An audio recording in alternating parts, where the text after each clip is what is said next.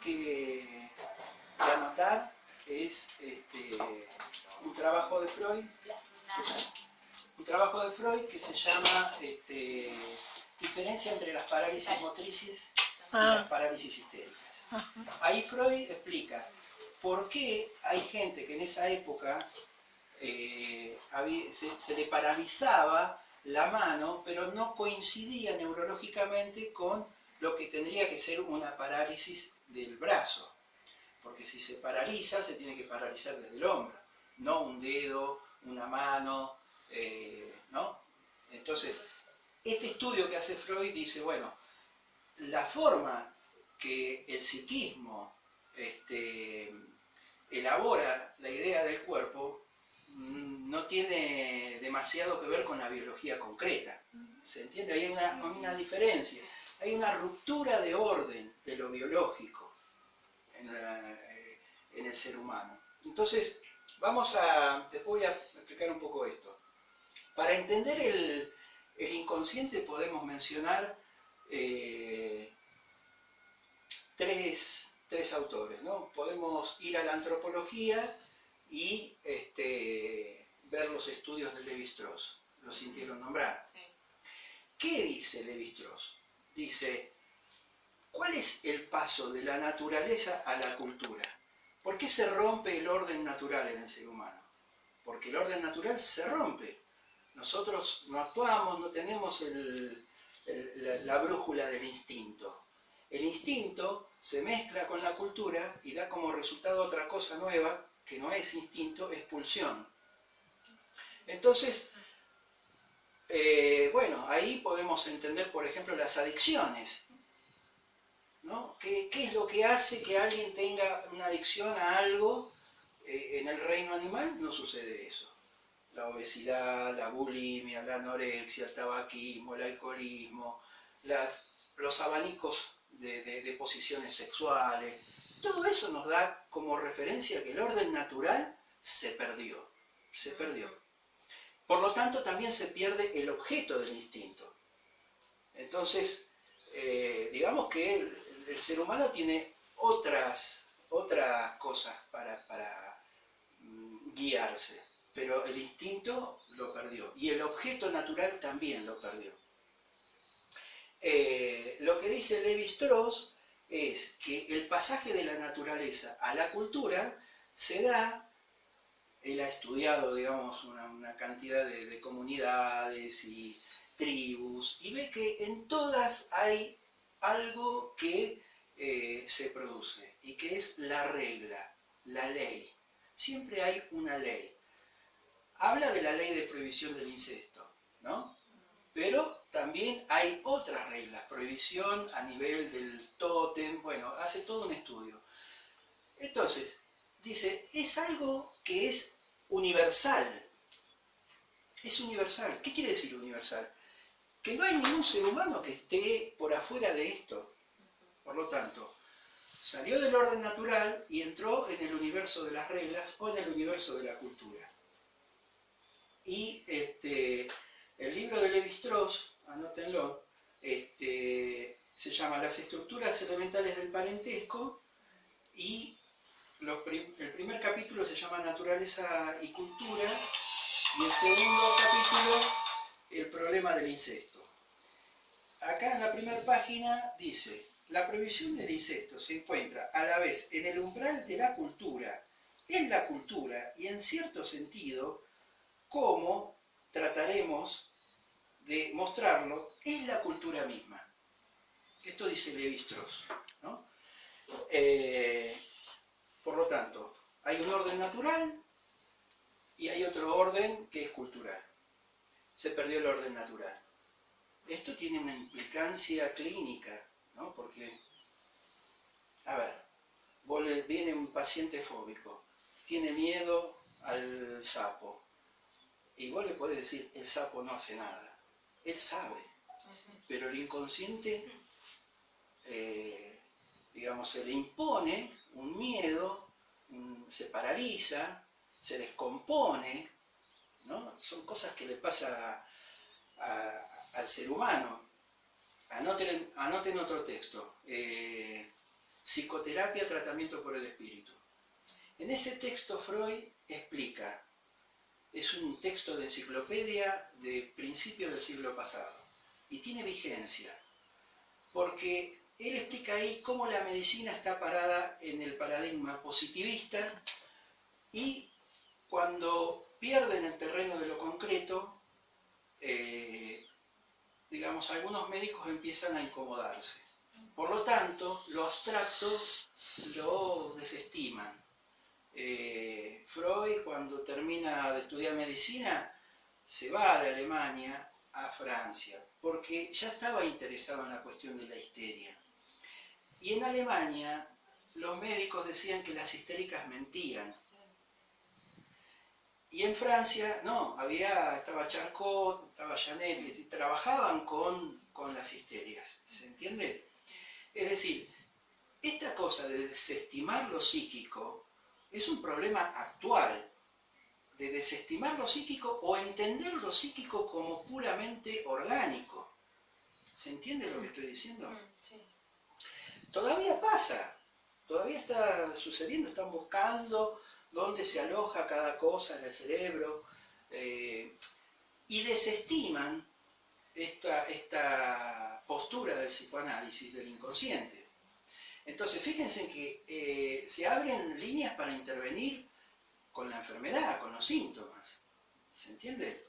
Y hoy en día todavía nos encontramos con médicos que le dan al paciente un gastroenterólogo, un cardiólogo, 10 años tomando Alplax, y un día cae a nuestras manos, va al psicoanalista, al psicólogo, al psiquiatra. Sí, no, porque yo me pongo nervioso, entonces el médico, como me sube la acidez, me da Alplax. ¿Y nunca lo mandó al psicólogo? ¿Nunca lo mandó a un psiquiatra? No. ¿Por qué? ¿No? Pasa con problemas respiratorios, con problemas cardiológicos, con problemas gástricos. Hay infinidad de problemas que están en relación con el psiquismo y los tratan con un Alplax. Entonces, ¿por qué no lo mandan al profesional que tiene, digamos, la especialidad a ver qué es lo que lo pone nervioso? ¿Qué es lo que lo pone nervioso? ¿Por qué se pone nervioso ante cierto acontecimiento? Ahí hay que trabajar. El sujeto, ante una representación, una escena, un significante, empieza a ponerse mal. Entonces hay que trabajar ahí. Es a nivel de las ideas. ¿Se entiende? Bueno, entonces estábamos con la antropología de Lévi-Strauss. Lévi-Strauss dice, el pasaje de la naturaleza a la cultura está en la ley, en la norma, en la regla y sobre todo la ley de prohibición del incesto. Entonces, lo que está diciendo es que esta ley va directamente a la sexualidad y que por lo tanto la sexualidad humana queda reprimida porque está limitada. ¿Se entiende? Y esto es lo que provoca el inconsciente. Lo que provoca el inconsciente es que desterramos, que no queremos saber, después de la amnesia infantil no quedan recuerdos, de que alguna vez pensamos algunas cosas. Pulsiones agresivas y pulsiones sexuales, en relación a familiares. Como eso es prohibido, entonces nos enganchamos con los ideales culturales y ahí queda la conciencia y todas las pulsiones esas quedan inconscientes. Resulta que esas pulsiones no desaparecen. Entonces siempre hay una puja consciente-inconsciente. Y hay gente que más o menos se las arregla en la vida y hay otros que llega un momento que se desestabilizan. Cuando se desestabilizan empiezan a hacer síntomas y vienen a consultarnos. Puede ser porque, qué sé yo, ataque de pánico, dicen los médicos, para nosotros es una crisis de angustia, fobia, depresión, hay una palabra que está muy de moda ahora, ansiedad. ¿Qué es la ansiedad? La ansiedad es la incapacidad de poder esperar, la dificultad para poder esperar. Ahora, ¿esperar qué? ¿Y por qué no se puede? ¿Qué pasó ahí? ¿Qué pasa con eso? ¿Se entiende? Esto lo vamos a ver después en detalle. Está en relación a la falta y a las ausencias. Hay todo un trabajo, digamos, una teorización de Lacan sobre eso. Bueno, Entonces ya hablamos desde la antropología cómo se puede entender esto del inconsciente, ¿no? Se prohíbe la sexualidad y queda reprimida. Freud dice en Tótem y Tabú, hay como dos, bueno, Freud se la pasa hablando del inconsciente, ¿no? Pero ¿qué dice en Tótem y Tabú? Dice sobre la ley. ¿Cómo empieza la ley? La ley empieza porque, bueno, según estudios darwinianos, Freud toma de Darwin, que hay monos, hay gorilas, que el gorila macho adulto expulsaba a los hijos, a los jóvenes machos fuera de no sé, del grupo, ¿no? Y se quedaba con todas las mujeres. El mito es que en un momento los que están en el exilio se unen, matan al padre. Esta muerte del padre hace, digamos, un momento crítico, porque, bueno, mataron a uno, entonces se iban a empezar a matar todos. Entonces se prohíben las hembras del grupo y quedan hermanados en esta ley de prohibición. ¿Se entiende lo que estoy diciendo? Sí. Entonces, en el comienzo habría una ley, según este trabajo de Freud, que dice, bueno, empieza a regular la sexualidad y la muerte y la agresividad. ¿Se entiende lo que estoy diciendo? Por otro lado, hay un factor biológico que nos predestina a quedar, digamos, muy dependiente del afuera. Freud lo dice acá en Inhibición, Síntoma y Angustia, es el capítulo 10, en la página 145 de Amor Ortu, dice, las consideraciones que llevamos hechas nos enseñan que son relaciones cuantitativas, no pesquisables de manera directa, sino aprensibles solo por vía de la inferencia retrospectiva. Y acá está lo que tienen que escuchar. Las que deciden si se retendrán las antiguas situaciones de peligro, si se conservan las representaciones del yo, si las neurosis de la infancia tendrán o no continuación.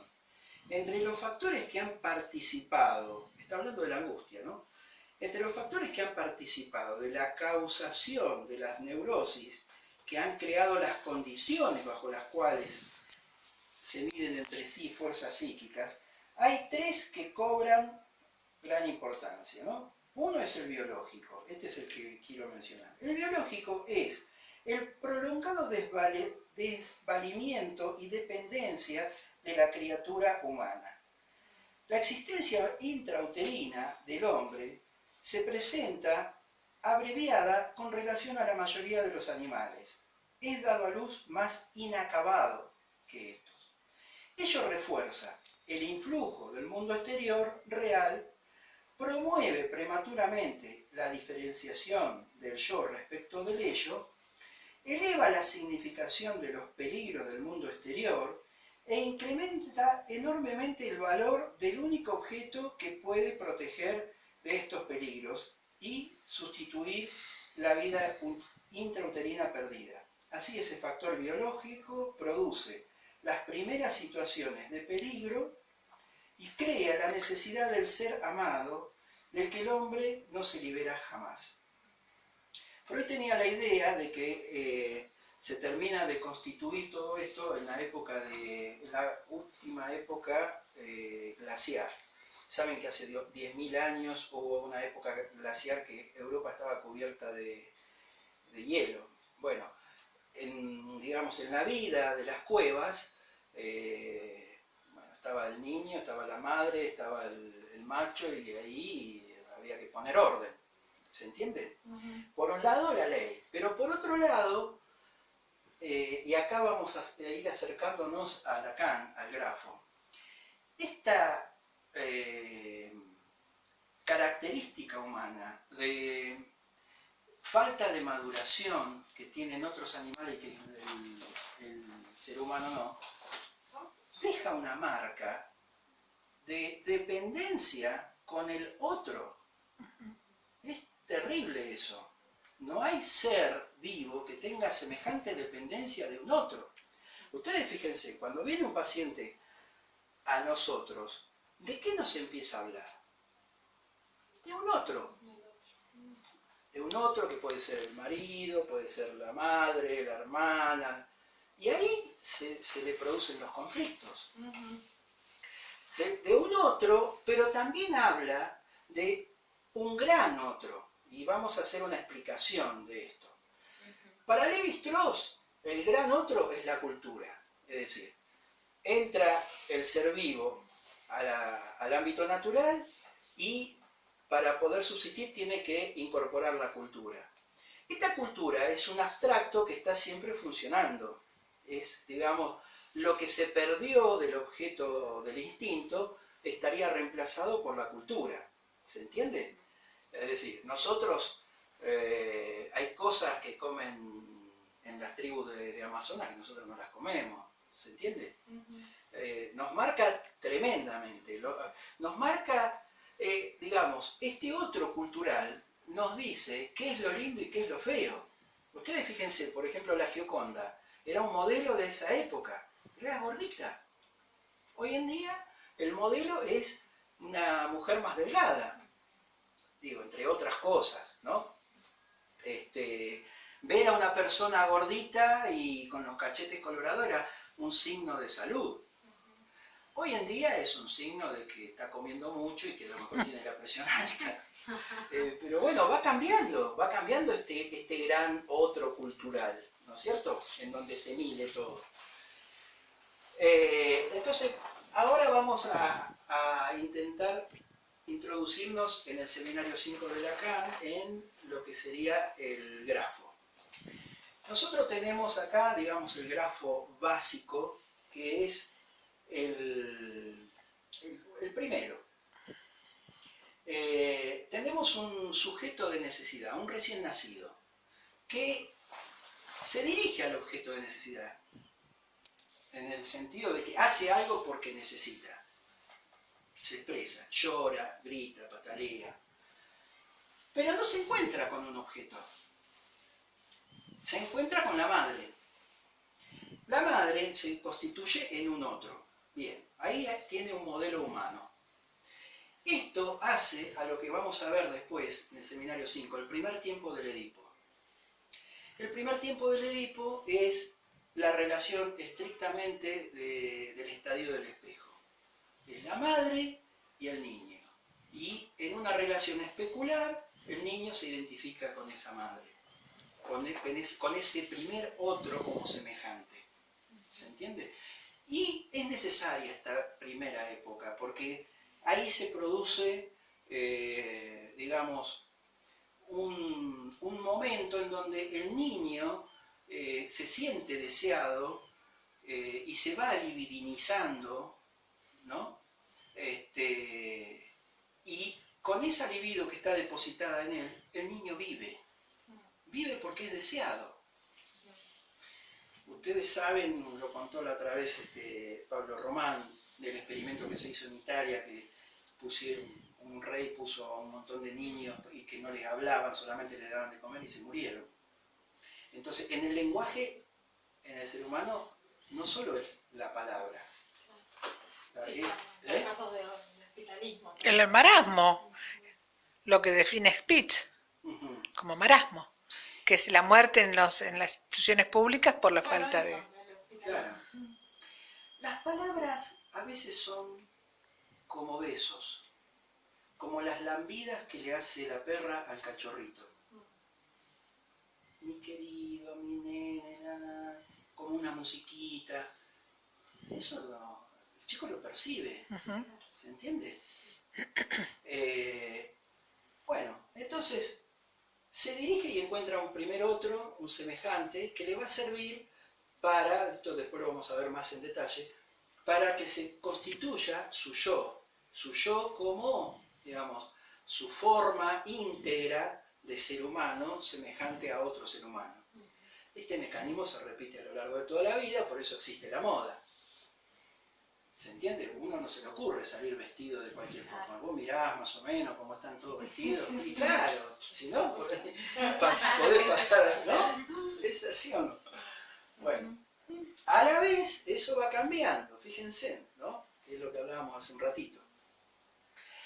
Pero no solamente se encuentra con un semejante, sino que este semejante tiene una dimensión muy particular, una dimensión increíble.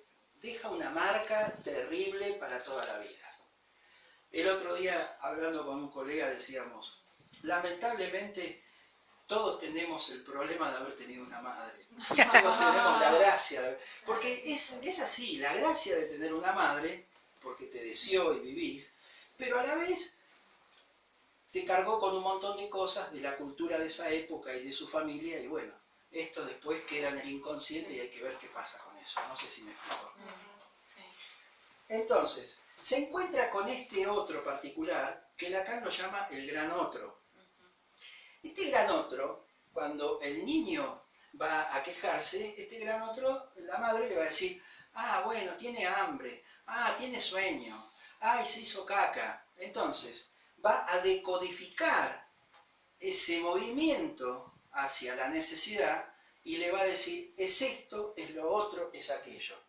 Entonces, en el conjunto de todos los significantes, digamos, de todas las cosas que podrían llegar a satisfacer a ese niño, la madre marca algo. ¿Se entiende? Supongamos, niño llora, le ponen la teta. Vuelve a llorar, le ponen la teta. Vuelve a llorar, le ponen la teta. Estás haciendo un obeso ahí. ¿Se entiende? No siempre, no todo se soluciona con comida. ¿Vieron que hay gente que se angustia y va y come algo? Bueno, a veces nos pasa un poco a todos, ¿no? Bueno, sí, es parte de la humanidad, digamos. ¿Y quién dijo que una angustia se va a ir por meter algo a la boca?